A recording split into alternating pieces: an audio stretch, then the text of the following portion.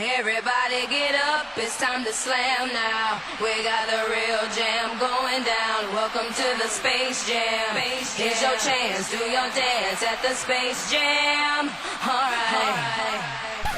Hi friends, my name is Emily and this is Ink Not Blood. Apparently there's this big thing going on pretty soon called BookTube-A-Thon. I'll be honest, I had no idea what this event even was until Ariel Bissett posted her video. Out of all the big name booktubers, she is by far my favorite. So I was really interested in the event. But then I was thinking about it and I was like, 7 books? 7 books? Okay, 7 books. No problem. That would just be like reading this one and this one and this one and this one and this one and this one and this one. Yeah, that's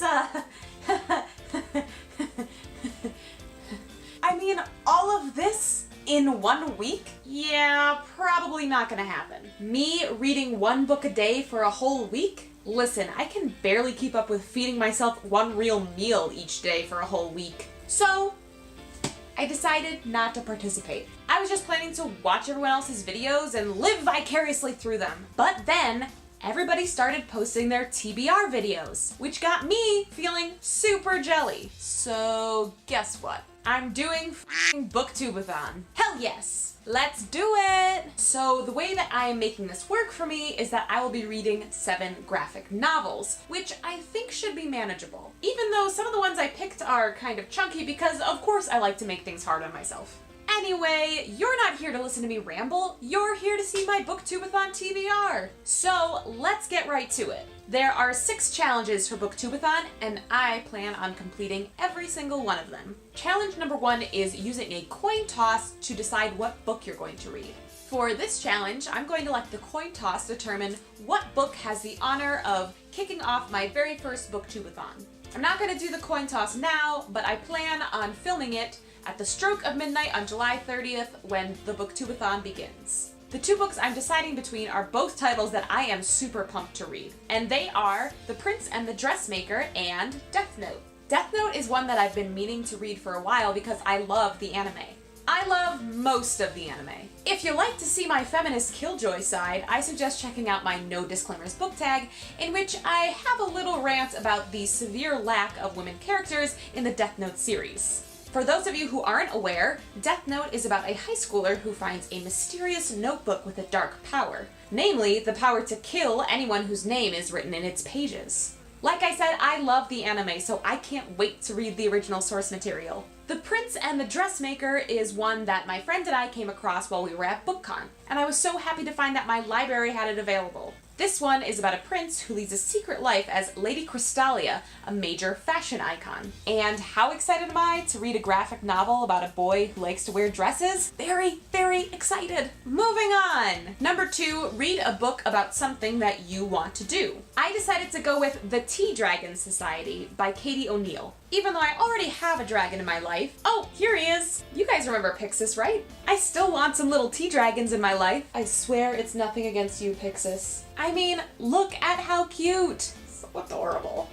I follow the artist Katie O'Neill on Instagram and I just love how adorable her work is. Number 3 is a movie adaptation challenge, so you're supposed to read a book that was turned into a movie and then also watch that movie. I'll be using Children of Whales for this challenge because I recently found out that this has actually been turned into an anime series. So while it's not technically a movie, it has been turned into a show. So my plan is to read this one and then watch at least the first episode of the anime. Children of the Whales is about a boy who is the archivist for his floating island city.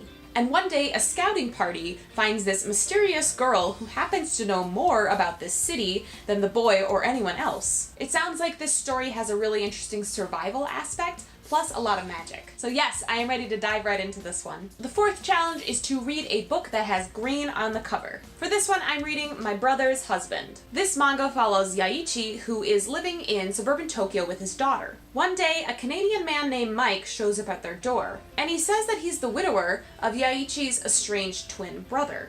Mike is there to learn more about his deceased husband's past, and Yaichi and his daughter reluctantly take him in. The book's description says that it examines the way that gay culture is still closeted in Japan, and the way that the West has affected that culture, while giving hope that new generations can lead the way in overcoming this existing prejudice. This sounds like one that's really gonna tug at the heartstrings. The 5th challenge is to read a book while wearing a hat the entire time. First of all, I've chosen a particularly excellent hat, if I do say so myself. So here we go. Oh yeah, that's great. So this hat is actually swag for my roller derby league. You can see our logos up there. Go Ann Arbor! What? So, for this challenge, I am reading Giant Days, which I honestly know almost nothing about. This is another one that I got from my library. I know that it follows a group of college freshmen, and I believe that I heard that there is some LGBTQ plus representation in this book, but I'm honestly not sure. I'm happy to just jump right into this one and be surprised. I think I'll just keep the hat on. I mean, I always think that hats make me look like an 8-year-old boy from the 90s. Like, yeah, hey, where's my Game Boy? It's fine. All right, let's hit these last challenges, shall we? Challenge number 6 is to read a book with a beautiful spine. For this one, I decided to go with Everyone's an Alien When You're an Alien Too. Although that's not the real title, because the real title has all these bees in it. I'm pretty sure that it's supposed to be like this. Everyone's an alien when you're an alien too. So if you want the official title, I'm pretty sure that's it. This one's been around on BookTube, and I've heard a lot of good things about it. It follows an alien that comes to Earth to learn about humans, and ends up asking all these creatures and plants about what it means to be human. Silliness and heartfelt lessons ensue. I like the simplicity of the spine on this one. I think it's really nice, and then also, I like that you get your little alien friend right there. Look at that. The 7th and final challenge of BookTube-A-Thon 2018 is to read 7 books. And there you go! I've already given you all 7 titles of the books I plan to read during BookTube-A-Thon. I plan to vlog at least some of my reading experience, so stay tuned for that. But if you want more immediate updates on my inaugural BookTube-A-Thon experience, be sure to follow me on Twitter and Instagram because I'll be doing some real-time updates there. If you are participating in the 2018 BookTube-A-Thon, please go ahead and drop by in the comments. Let me know either what book you're most looking forward to or what your favorite part of this event has been in the past. Oh, is it time for BookTube-A-Thon to start yet? I am so ready right now. Seriously, let's do it. Oh, we're so close to starting. But I guess until then, it's time for that thing I do that's really awkward. It's an awkward goodbye. I'm doing it right now. Bye! Okay, we're doing this. Why can't I talk today? Jeez! You'll always be my favorite dragon. Yeah, okay. Oh, welcome to the Space Jam.